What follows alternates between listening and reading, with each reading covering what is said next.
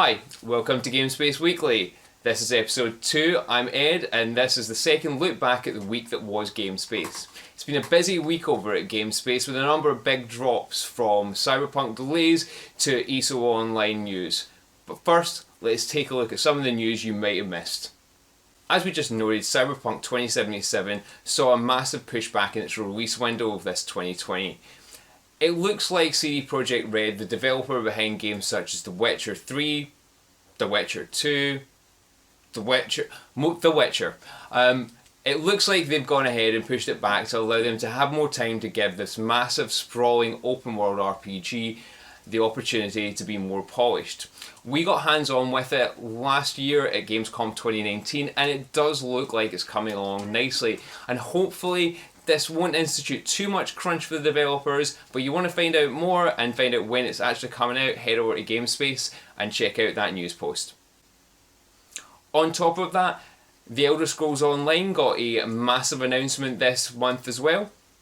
The new drop, Greymoor, is coming and it's going to bring us one thing that fans have been clamouring for ever since the game got launched, and that is Skyrim. I'm not going to get into too many details about it, but suffice to say, this is the one fans have been waiting for and everyone is super hyped for it. Find out all the details over at Gamespace on that news post. With all the delays and the big drops that have come this week, you might not have noticed the next bit of news that we're going to highlight. Coming out of a studio that you may not have heard of, there's a technical beta for a game called Disintegration. Now, the reason you want to keep an eye on this one is because it comes from one of the co-creators of the original Halo game. The technical beta is coming up very soon, and all I've got to say is we've got some stuff you might want to keep an eye on. Check out Gamespace this coming week. You'll find out more. On to the first of this week's reviews over at Gamespace, and Temtem is a game that you might recognise but may not necessarily have heard of.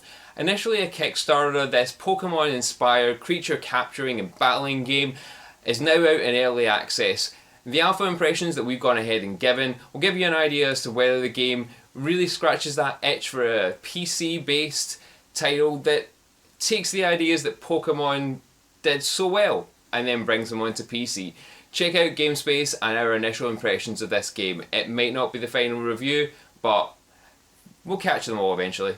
The second of this week's highlights is a indie RPG side-scrolling adventure called Super Epic. It's a slightly irreverent take that's hit the Nintendo Switch and it's looking at corporations, greed, computer gaming. It's got ideas from all over the place and it certainly inspired a reaction from our reviewer. Head over to Gamespace and check out the details on that. The final review we're going to highlight here at Gamespace isn't actually a game. As you know, we check out hardware here at Gamespace as well as games. And whilst this isn't a piece of software, this is certainly something that's going to sit beside your PC. The Burson PlayMe is a DAC amp which allows gamers to take their audio out of the desktop unit and onto the desktop. It massively improves the audio quality of your experience while you're gaming, listening to music or watching Netflix. At the end of the day though, it's not cheap. It does come in at around anywhere starting to $399, so it's not an inconsequential piece of kit. However, Chris, our resident hardware editor, takes a look at this and he'll give you his impressions. Is it worth the money? Well, I feel I've been getting pulled into the audiophile spectrum working here at Gamespace, and frankly, you'll have to find out by reading the review. Looking ahead to the next week at Gamespace, we got a number of things that you want to keep an eye out for.